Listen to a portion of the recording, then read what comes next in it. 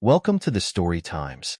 Imagine living with someone for 7 years, pouring your heart into a marriage, only to become invisible. That was my reality. When I finally left, I didn't slam the door. I quietly walked away, leaving behind a house filled with silence and a farewell note. Days turned into a week, and not a single call or text came through. She hadn't even noticed I was gone. But when reality hit, it wasn't just her loneliness she had to face. It was the life I took with me. But before diving deeper into this story, let me know where you're watching from in the comments below. And if you enjoyed this story, don't forget to subscribe and hit the notification bell so you never miss what's coming next. Adrian Cole sat quietly at the edge of the living room sofa, watching his wife, Emily Vaughn, as she tapped away on her phone, completely engrossed in her screen. After 7 years of marriage, Adrian felt more like an invisible fixture in their home than a partner. He had spent years pouring his heart into their relationship, trying to anticipate her needs, striving to make her happy, and yearning for a sense of connection. Yet, his efforts were met with indifference, brushed aside like insignificant details in the larger narrative of Emily's self-centered world. Emily, by contrast, had grown increasingly distant and dismissive. Once full of warmth and affection, she now barely acknowledged Adrian's presence unless it served her purposes. Her priorities had shifted. Her career, her social life, even her trivial indulgences seemed to matter more than the man she had once promised to cherish. For Adrian, every day felt like a struggle to reclaim even a sliver of the bond they once shared. But the void between them only widened. Adrian's frustrations had reached a boiling point. One evening, he mustered the courage to break the silence that had enveloped their relationship like an impenetrable fog. He leaned forward, his voice steady yet laden with a mixture of hope and desperation. "Emily, do you think we should try to improve our marriage?" he asked, his eyes searching hers for any flicker of acknowledgement. Yes. Quote, without even looking up from her phone, Emily dismissed him with a curt response. "What for? I'm busy." "You do you," she said, her tone laced with indifference. The words struck Adrian like a physical blow. He felt his chest tighten, his throat dry. Summoning what little patience he had left, he pressed on. "I feel like I'm just a shadow in this house," he said quietly, hoping his vulnerability might spark a meaningful conversation. Emily finally glanced up, but only to deliver a cold, cutting smirk. "If you don't like it, you can leave," she retorted, her tone devoid of care or concern. In that moment, something shifted in Adrian. Her words weren't just dismissive.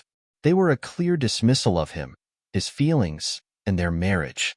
As Emily returned her attention to her phone, Adrian realized that he was done waiting for change.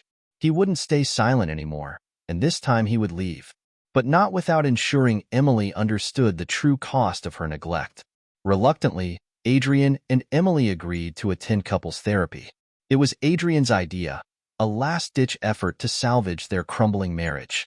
For him, it was a chance to confront the growing distance between them. For Emily, it was nothing more than a chore, a box to check off before moving on with her day. Their first session began with Dr. Charlotte Hayes, a composed and empathetic therapist with years of experience navigating troubled relationships. She greeted them warmly, her calm demeanor setting a stark contrast to the tension that lingered between Adrian and Emily. "Let's start simple," Dr. Monroe began, her tone inviting yet firm. "What do you both value most in a marriage?"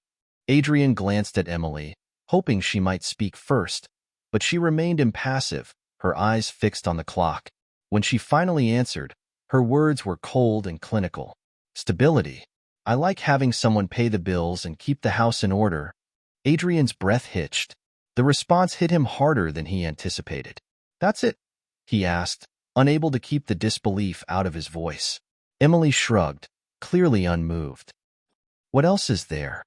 Everyone needs stability."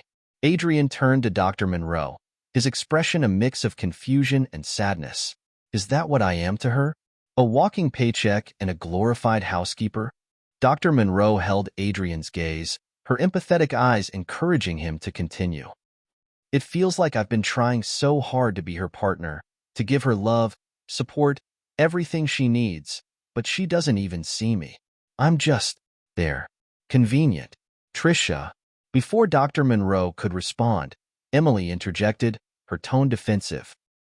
Don't twist my words, Adrian. I didn't say you're just a housekeeper. I'm saying stability is important. I like having a predictable life. But what about love, Emily? Adrian pressed, his voice trembling. What about connection?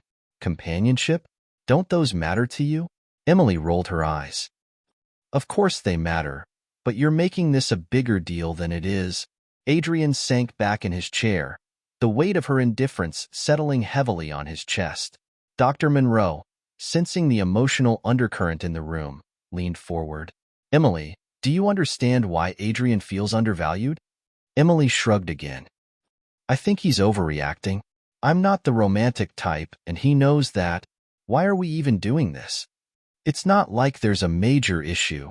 Adrian looked at her, stunned. Her words weren't just dismissive. They were a complete denial of the cracks in their relationship.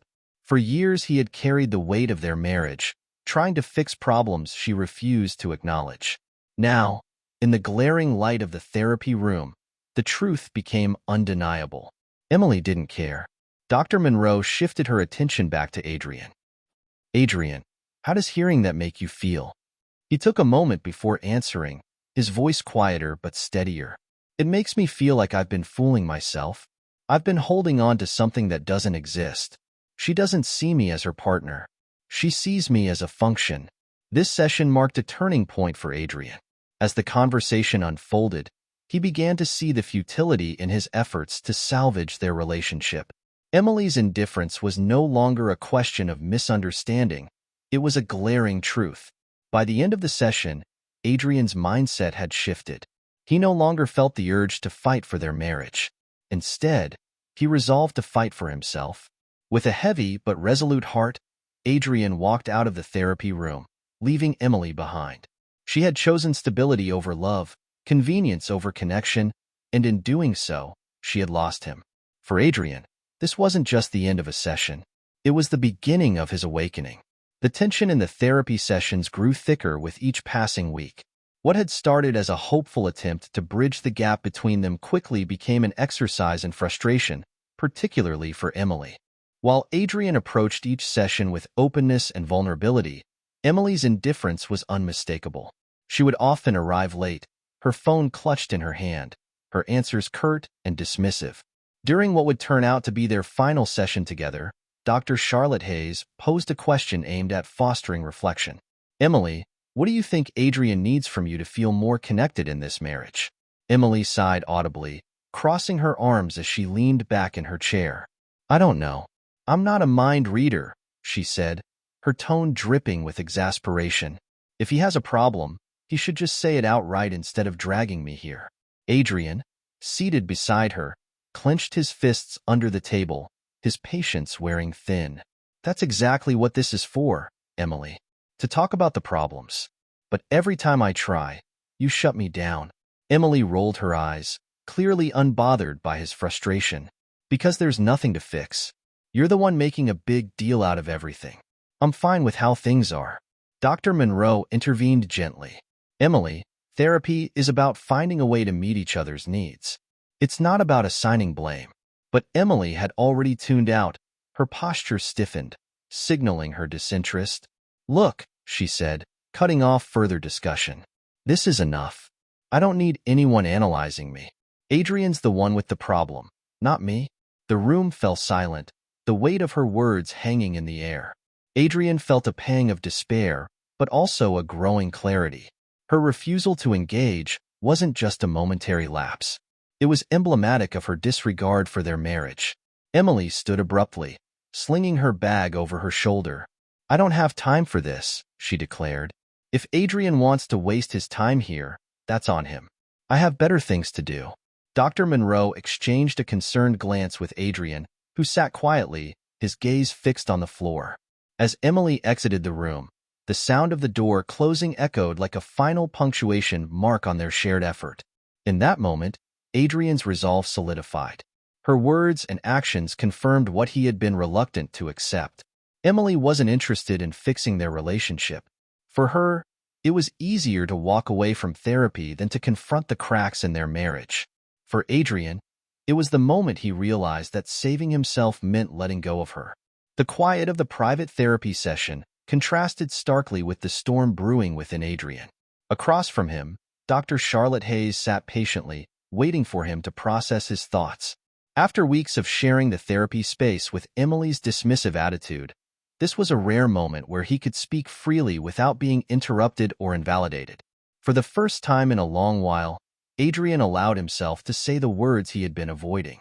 "She doesn't love me," he said, his voice calm but weighted with finality. "She never did. I've just been convenient for her." Dr. Monroe nodded empathetically. "That's a painful realization, Adrian, but it's also a step toward clarity. What do you want to do next?" Adrian's lips curled into a faint, resolute smirk. "I'll leave," he said, his voice steady, but not quietly. For the first time, Adrian felt a sense of control.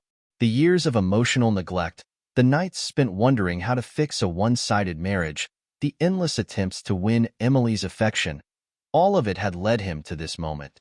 He had no intention of leaving as a victim. If Emily valued convenience over connection, then he would ensure she experienced life without the comforts she had taken for granted. Over the following days, Adrian methodically laid out his plan. His approach wasn't born of spite, but of a need to reclaim his dignity. Each step was carefully calculated, rooted in practicality and his legal rights. Adrian started with their joint bank account. He had contributed the bulk of the funds, and he ensured every withdrawal was within his legal right. Quietly, he moved his money into a private account, leaving the joint one nearly empty. He smiled bitterly at the thought of Emily realizing, too late, that her stability depended on the man she had dismissed. Next, Adrian reviewed the household bills. Most accounts, electricity, water, internet, were under his name. He arranged for their cancellation, effective shortly after his departure. If Emily had never bothered to manage these basics, she would now face the challenge of navigating them alone. Adrian went through Emily's laptop and phone records, uncovering messages that confirmed her affair with Jason Miller. The pain of reading her words was sharp, but it also steeled his resolve. He compiled the evidence discreetly, ensuring he had a complete record for future use. Consulting a lawyer, Adrian outlined his rights and filed paperwork to protect his share of their marital assets. The process was empowering. For the first time, he felt like he was reclaiming control over his own life. As the plan came together, Adrian penned a simple but impactful note. "Emily, thank you for teaching me a valuable lesson. I deserve more than to be an accessory in someone else's life. Enjoy the stability you cherish." He would leave it on the dining table, the final word in their one-sided relationship. Unlike the desperation he had felt weeks ago, Adrian now moved with quiet determination. His actions weren't impulsive. They were deliberate and rooted in self-respect. He no longer sought Emily's validation or hoped for her to change. Instead, he focused on ensuring that, for once, she would feel the consequences of her actions. As he finalized his preparations, Adrian felt an unfamiliar sense of peace. For years, he had lived in the shadow of someone who couldn't, or wouldn't, see his worth. Now, he was ready to step into the light, leaving Emily to face the darkness she had created. His departure wouldn't just be an end, it would be a statement. The evening was unusually quiet, with a faint breeze rustling the leaves in the backyard. Adrian had just returned home after a long day and was met with an unexpected sound: laughter. It wasn't the casual laughter of a TV show or a phone call. It was vibrant, intimate, and far too familiar. He paused in the hallway, his heart sinking as he strained to identify the voices. Curious, but uneasy, Adrian moved toward the sliding glass door leading to the backyard. The glow of the patio lights spilled onto the lawn, revealing Emily lounging comfortably on a deck chair. Sitting next to her, a man Adrian immediately recognized, Jason Miller, her gym buddy. They were sharing a bottle of wine, their body language relaxed, their smiles unmistakably flirtatious. Emily did not recognize Andrew for a moment before opening the door and inviting them inside. Curious but uneasy, she walked to the door. Standing right beside her, Adrian stepped outside, his chest tightening as he fought to keep his composure. Jim Buddy sipping wine in my backyard. Huh? He said, his voice sharp but controlled. Emily barely glanced at him, her nonchalance stoking his anger. So what? She replied, her tone dripping with indifference. Don't make a big deal out of it. Jason shifted awkwardly, clearly sensing the tension, but Emily remained unfazed. Her casual shrug, as if the situation were trivial, sent a surge of betrayal through Adrian. Not a big deal? He repeated, his voice rising. You're drinking wine with another man? In our backyard? And that's not a big deal? Emily took a deliberate sip from her glass, her eyes cool and dismissive. You're overreacting. We're just talking. Maybe you should relax. Adrian stared at her, the realization hitting him like a tidal wave. This wasn't just disrespect, it was utter disregard for their marriage. He turned his gaze to Jason, who looked like he wanted to disappear. And you? Adrian asked, his tone cutting. What are you even doing here? Jason stammered. Emily invited me over, for advice, on workouts. Workouts? Adrian shot back, his voice thick with sarcasm. Right. Wine pairs perfectly with squats. Emily rolled her eyes, her irritation showing. Oh please, Adrian, don't embarrass yourself. At that moment, Adrian's anger gave way to a chilling clarity. There was no guilt in her voice, no regret in her posture. She didn't even try to deny the implication of their closeness. It was as though she believed he wouldn't, or couldn't, do anything about it. Without another word, Adrian turned and walked back into the house. His hands trembled as he closed the door behind him, but his mind was already racing. If Emily wanted to treat their marriage like a convenience, then it was time for her to feel what life would be like without it. The laughter resumed outside, faint but piercing, echoing through the cracks of Adrian's resolve. This time, though, it wasn't anger that filled him.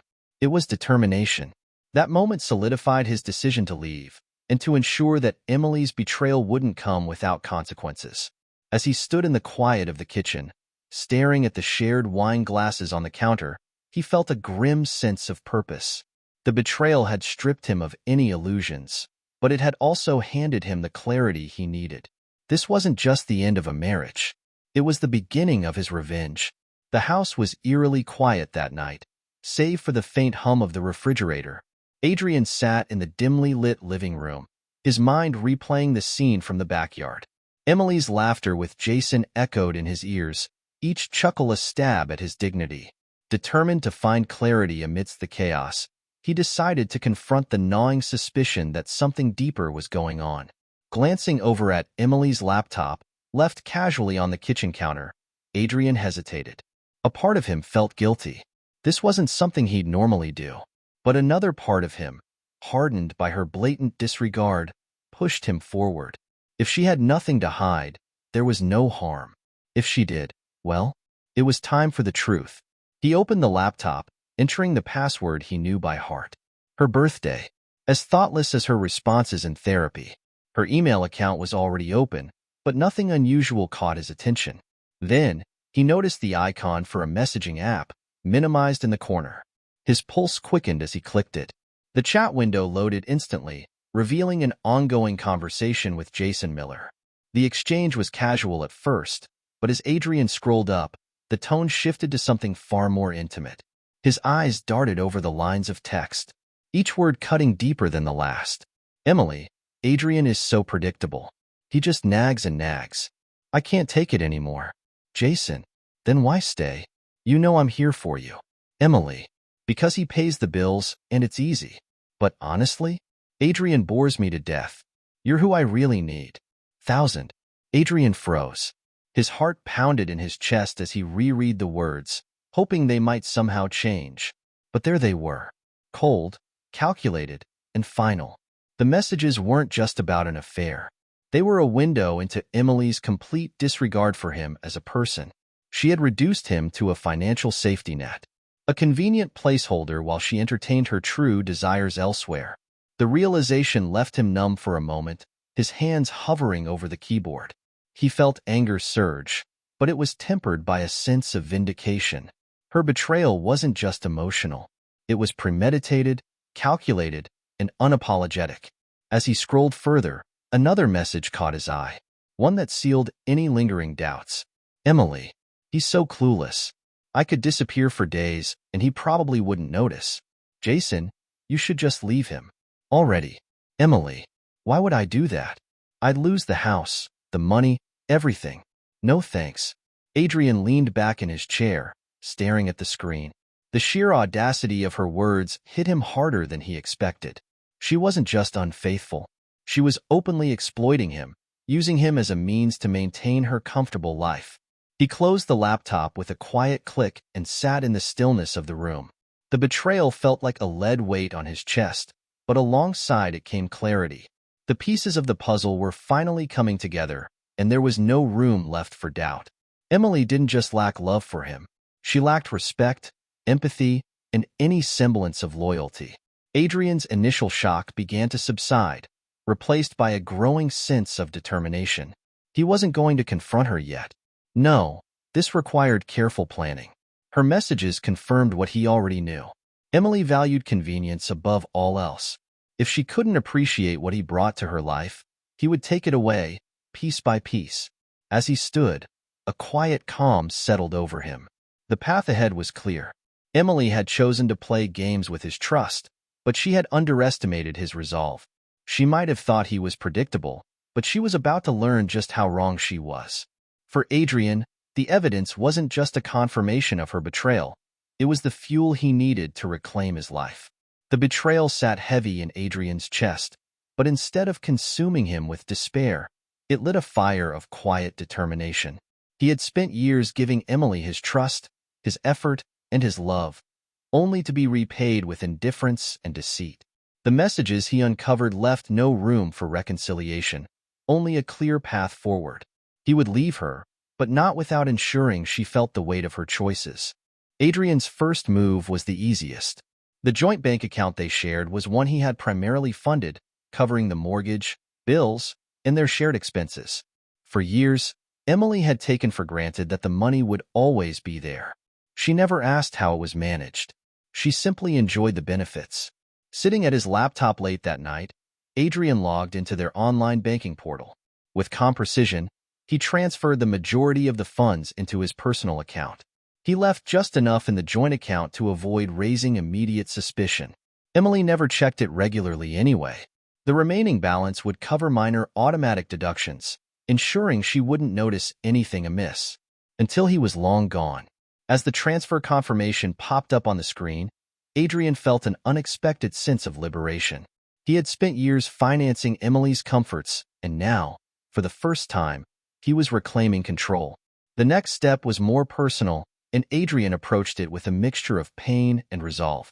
Emily had built her social life around a carefully curated image of sophistication and respectability.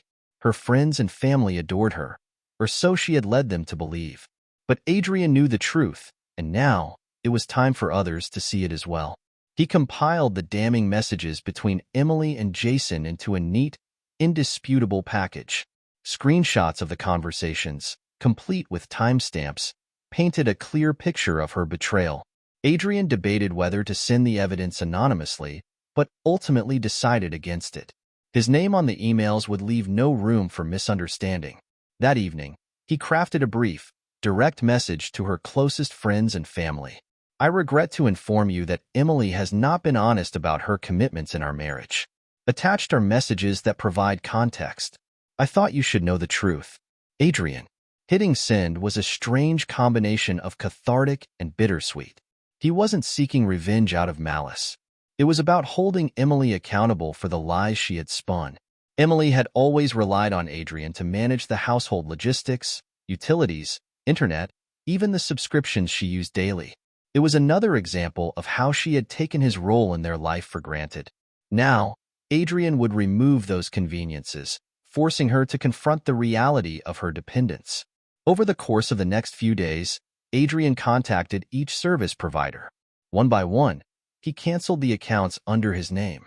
The electricity and water would be cut off shortly after his planned departure, and the internet, Emily's lifeline to both work and leisure, would end the same day. When the customer service representative asked if he wanted to transfer the accounts to another person, Adrian declined. Just cancel them outright, he said. His voice was steady, almost detached, but inwardly, he felt a grim satisfaction. Emily would finally understand how much of her stability had been built on the foundation he provided. The final piece of his plan required careful thought and professional guidance. Adrian met with a lawyer to ensure he could protect what was rightfully his. Their home, though in both their names, had been financed almost entirely by him. The lawyer assured him that he had a strong case for reclaiming his share of the assets. Adrian also filed for divorce, initiating the legal process quietly.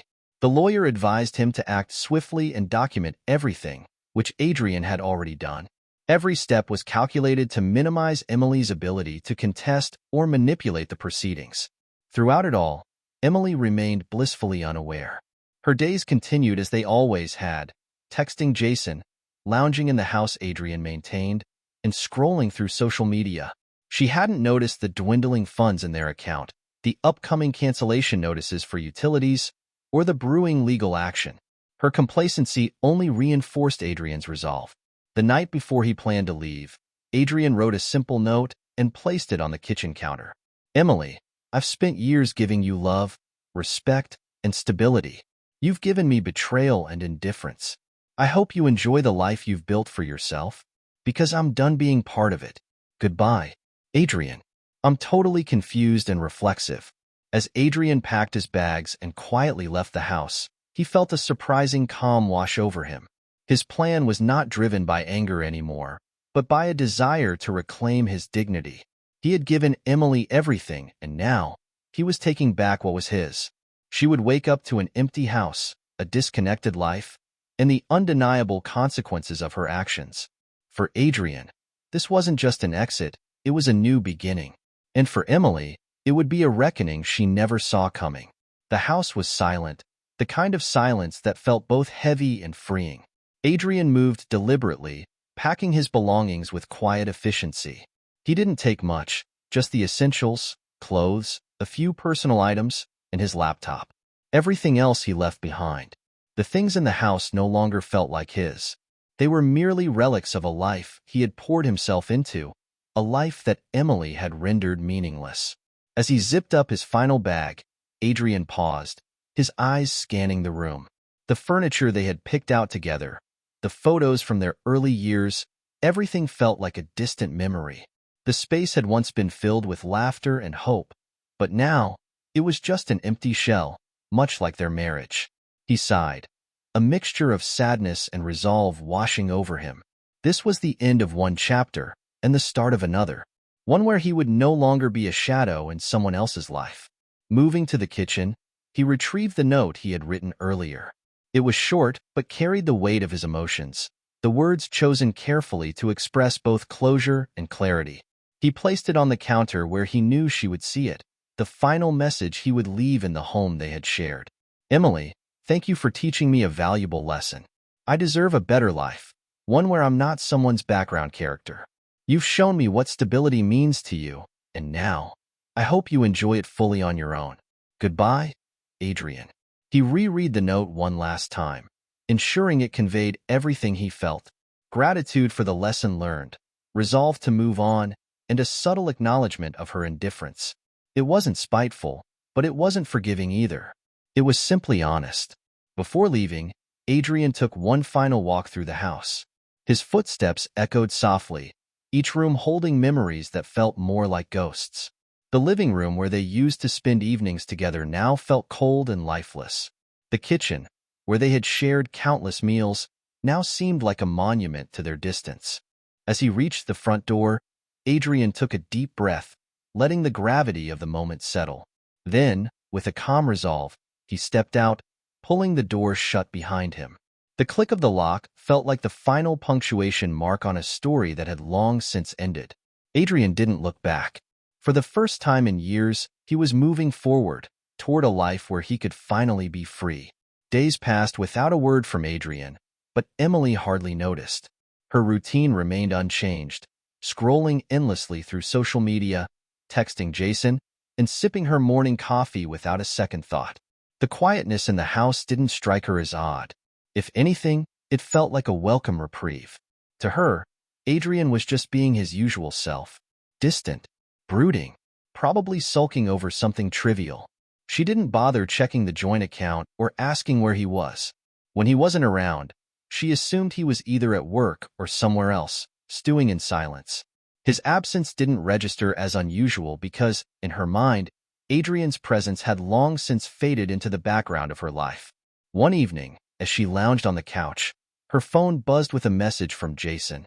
They exchanged a string of playful texts, his attention fueling her ego. The thought of Adrian never crossed her mind. As far as she was concerned, he existed solely to keep her life comfortable and stable.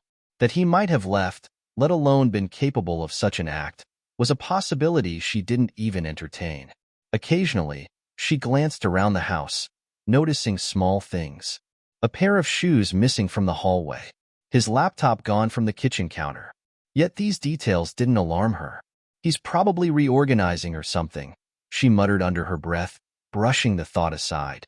As the week drew on, the silence persisted, but Emily remained oblivious. Her indifference was so deeply ingrained that it shielded her from the reality of the situation. Adrian, the man she had dismissed so easily, had finally left, but she was too wrapped up in her own world to realize it. For Emily, life continued as usual, until the cracks in her stability became impossible to ignore. Emily sat across from the bank teller, her manicured nails drumming impatiently on the counter. She had come to the bank to inquire about a declined payment for an online shopping spree, certain it was just a technical error. However, as the teller checked her account details, his expression shifted to one of awkward sympathy. "Ma'am," he began hesitantly, "your joint account shows a remaining balance of $7.52. Emily blinked, her mind struggling to process the number. "What? That can't be right," she snapped, leaning forward. "Check again. There's no way it's that low." The teller nodded, typing quickly into his computer. "It appears there were several large withdrawals made earlier this week. Were you aware of these transactions?" Her heart began to race. "No, I wasn't. What kind of bank lets someone drain an account like that without notifying me?" she shouted, her voice rising with each word. Customers nearby turned to look, but Emily didn't care. "Ma'am, the withdrawals were made by the primary account holder," the teller explained calmly, though his tone carried a hint of discomfort. "That person is authorized to access the funds." Realization hit Emily like a freight train. "Adrian," she hissed under her breath. Standing abruptly, she grabbed her purse and stormed out of the bank, her mind spinning. For the first time, the cracks in her stability began to show. Emily's bad day worsened when her phone buzzed with a flood of messages. At first, she assumed it was Jason, but the tone of the notifications was anything but playful.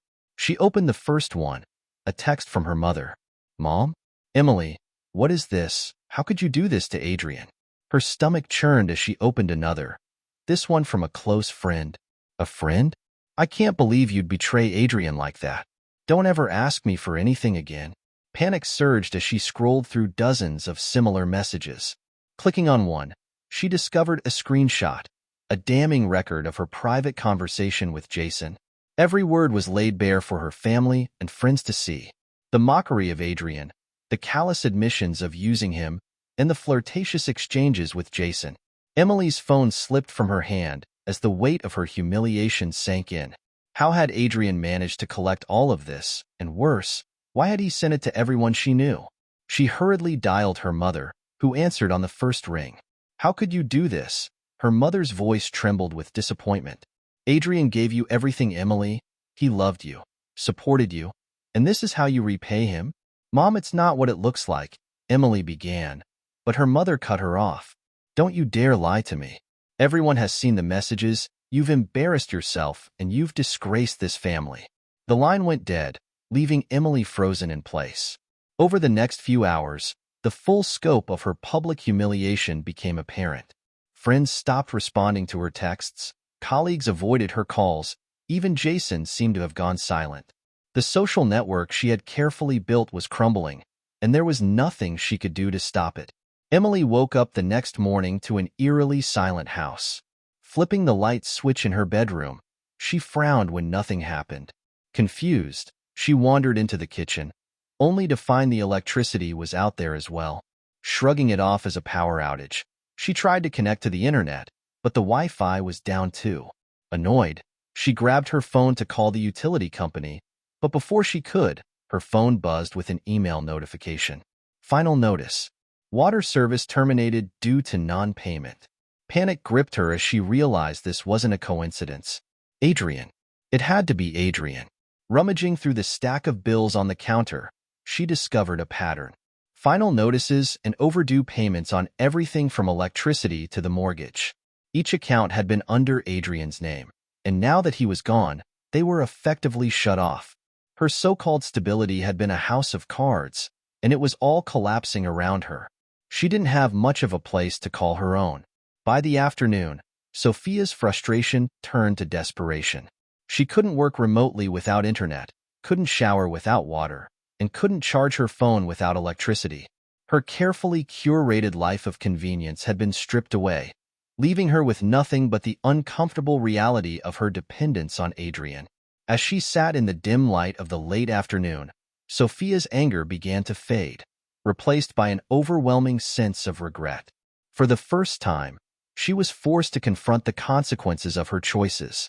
The stability she had clung to so tightly had disappeared, and with it, the illusion of control. Sophia was alone, and the life she had taken for granted was gone, perhaps for good. Sophia sat in her darkened living room, her phone clutched tightly in her hand. The electricity was still out, and the oppressive silence of the house was becoming unbearable. In desperation, she dialed Jason's number, her fingers trembling. He was her last lifeline, the one person who had promised her a better life. She clung to his words, to the moments of warmth they had shared. Surely, he would help her through this.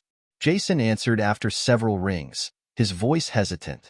Sophia, what's going on? You've been blowing up my phone. Her brows lifted. I need you, she said, her voice breaking. Adrian's gone. He took everything. Money, utilities, everything. I can't handle this alone. There was a long pause, and for a moment Sophia thought the call had disconnected. Then Jason spoke, his tone colder than she'd ever heard. Sophia, I don't think this is going to work. Her heart dropped. What do you mean? You said you'd always be there for me. You said I was all you needed. That was when things were different, he replied flatly. I didn't sign up to be dragged down with you. You're in a mess, Sophia, and I'm not the guy to fix it. His words were a knife to her chest, each syllable cutting deeper than the last. So that's it? She demanded, her voice rising. You're just gonna walk away? After everything? Look, Jason said, his tone now tinged with annoyance. I have my own life to worry about. I can't afford to deal with your problems. I'm sorry, but you're on your own. Before she could respond, the line went dead. Sophia stared at the phone, her mind racing. She wanted to scream, to throw the phone across the room, but all she could do was collapse onto the couch. The one person she thought would stand by her had abandoned her just as quickly as Adrian had. Sophia was left alone in the darkness, her carefully built facade crumbling around her. The stability she had once taken for granted was gone, and now, so was Jason. For the first time, she felt the crushing weight of loneliness and despair. There was no one left to turn to, only the empty house and the hollow echo of her choices. Sophia stood nervously in front of Adrian's new apartment, her palms clammy as she raised a hand to knock. She had hesitated for days, unsure of what she would even say, but the desperation that had been gnawing at her finally outweighed her pride. The silence from him had been deafening, and with Jason gone and her life in shambles, Adrian was the only person she could think to turn to. The door opened, and there he was.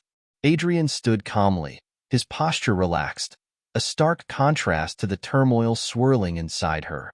He looked different, lighter somehow, as if a weight had been lifted from his shoulders. Sophia's rehearsed words faltered under his steady gaze.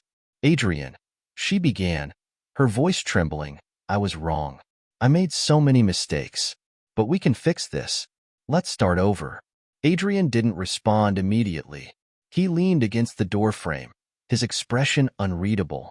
For a moment, the only sound was the faint hum of traffic in the distance. When he finally spoke, his voice was calm, but firm. Sophia, why are you really here? Tears welled up in her eyes as she clasped her hands together. Because I need you. I was stupid, selfish, and blind. I know that now. I'm ready to change. Please, Adrian. He shook his head, his lips curling into a faint, almost pitying smile. No, Sophia. You're not here because you've suddenly realized my worth. You're here because your life fell apart, and you're scrambling to piece it back together. That's not true, she whispered, though her voice lacked conviction. I love you. Adrian's smile faded, replaced by an expression of quiet resolve. You don't love me, Sophia. You never did. If you did, you wouldn't have treated me like an accessory, like a tool for your stability. You're not sorry for hurting me. You're just sorry you lost the life I provided. Please, she pleaded, her voice breaking, don't do this. Don't throw everything away. But Adrian stood firm, unmoved. Everything was already gone long before I walked out, he said evenly. You made your choices, and now you're living with them. Good luck finding that stability you value so much. With that, he closed the door, leaving Sophia standing alone on the doorstep. As she turned to leave, the weight of his rejection settled over her like a storm cloud. For the first time, she truly understood the depth of what she had lost, and that there was no going back. Sophia sat alone in a cramped studio apartment, a far cry from the spacious home she once shared with Adrian. The once pristine furniture was replaced by a second-hand couch, and the only light in the room came from a flickering lamp she had found at a thrift store. Bills and overdue notices cluttered the table, unopened, because she already knew what they said. The stability she had so proudly valued had vanished, leaving her to confront the consequences of her actions.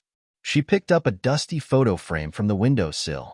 It was a picture from their 3rd anniversary, Adrian smiling warmly as he held her hand. Sophia traced his face with her finger, her eyes misting over.